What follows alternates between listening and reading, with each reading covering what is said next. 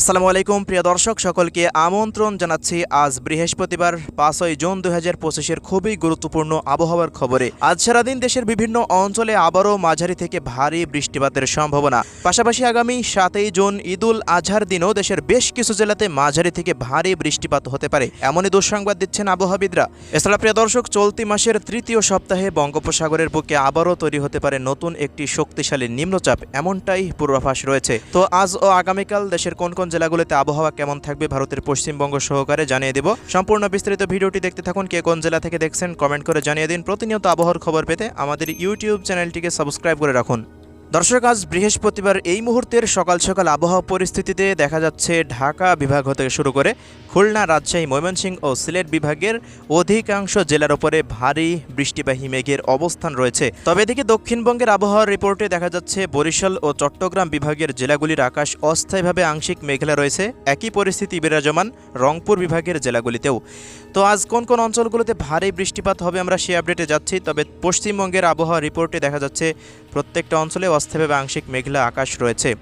তো পরবর্তী সময় দেখুন ভারী মেঘগুলো খুলনা, বরিশাল এবং চট্টগ্রাম বিভাগে প্রবেশ করতে পারে এবং পরবর্তীতে সমুদ্র অঞ্চল নিয়ে এই মেঘগুলো বিদায় নিতে পারে দেশের মধ্য থেকে। তো প্রিয় দর্শক, আমরা এই মুহূর্তে সরাসরি বৃষ্টিবাহী মোডে চলে আসলাম। তো দেখতে পাচ্ছি ঢাকা শহরের আশেপাশ দিয়ে প্রায় 10 থেকে 20 মিলিমিটার, ফরিদপুরের আশেপাশ দিয়ে 15 থেকে 20 মিলিমিটার, টাঙ্গাইল, কালীহাটি, গাজীপুর, কটিয়াদি, কিশোরগঞ্জ, এদিকে মুন্সিগঞ্জ, নরসিংদী জেলার আশেপাশ দিয়েও প্রায় 15 থেকে 20 মিলিমিটারের অধিক বৃষ্টি বা বজ্রসহ বৃষ্টিপাত অতিক্রম করতে পারে আজ দুপুরের মধ্যে।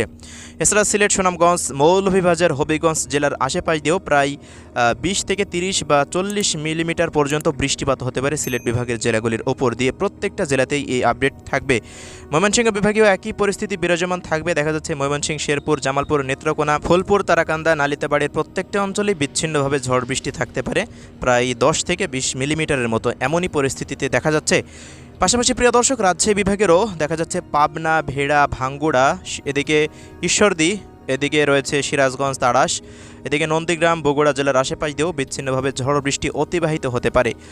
শিবগঞ্জ, আক্কেলপুর, আদমদিঘি, এদিকে নাটোর, সিংড়া, এরপর নলডাঙ্গা, রাজশাহী, গোদাগাড়ি এই অঞ্চলগুলো সহকারে বেশ কিছু জায়গাতে বৃষ্টিপাত হতে পারে।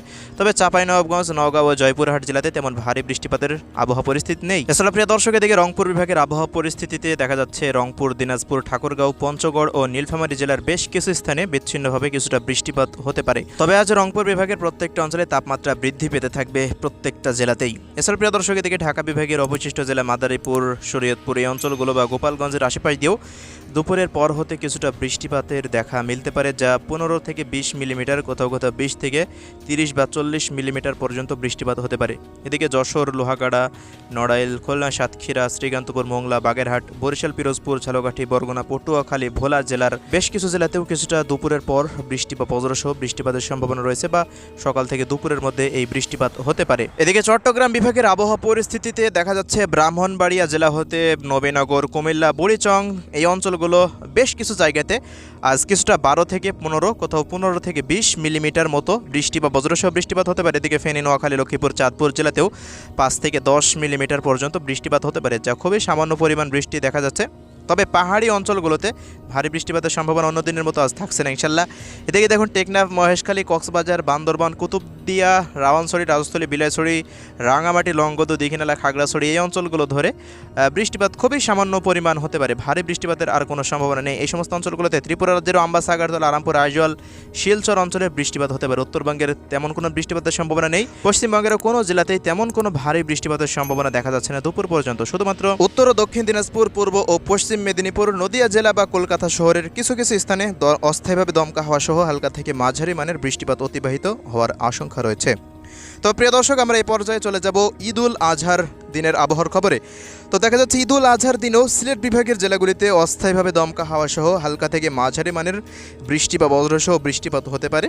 এতে ঈদের নামাজের ব্যাঘাত ঘটার সম্ভাবনা রয়েছে সিলেট বিভাগের জেলাগুলির ওপর দিয়ে। তবে বেলা 10টার পর থেকে আবহাওয়া পরিস্থিতি পরিবর্তন শুরু হয়ে যাবে। তবে ঢাকা, খুলনা, বরিশাল, চট্টগ্রাম এবং সিলেট রংপুর, রাজশাহী ও ময়মনসিংহ বিভাগের কোনো অঞ্চলেই তেমন কোনো ভারী মেঘের উপস্থিতি থাকবে না। সকালের পর থেকে দেখা যাচ্ছে আবহাওয়া পুরোপুরি পরিষ্কার থাকছে, মেঘমুক্ত অবস্থায় থাকবে এই সমস্ত জেলাগুলো, শুধুমাত্র সিলেট বিভাগ ব্যতীত। ভারতের পশ্চিমবঙ্গের দিকেও তেমন কোনো বৃষ্টিপাতের সম্ভাবনা নেই, আকাশ পরিষ্কার থাকবে, সারাদিনই রৌদ্রোজ্জ্বল আবহাওয়া থাকবে। এজন্য ঈদের নামাজে তেমন কোনো ব্যাঘাত ঘটবে না এবং কুরবানি পশু জবাই করতে তেমন কোনো সমস্যা হবে না ইনশাল্লাহ। সারাদিনই ঈদ ভালো কাটবে এই প্রত্যাশা আমাদের। তো প্রিয় দর্শক, সবশেষ জানিয়ে দিচ্ছি 8 তারিখের পর থেকে বা 7 তারিখ থেকে ঈদের দিন থেকে তীব্র তাপপ্রবাহ শুরু হয়ে যাবে দেশের মধ্যে। আর তেমন কোনো বৃষ্টিপাতের সম্ভাবনা নেই বললেই চলে 16 তারিখ পর্যন্ত। 16 তারিখের পর নতুন একটি নিম্নচাপ আসার সম্ভাবনা রয়েছে। তো এই ছিল আজকের সংক্ষিপ্ত আবহাওয়ার রিপোর্ট। আল্লাহ হাফেজ।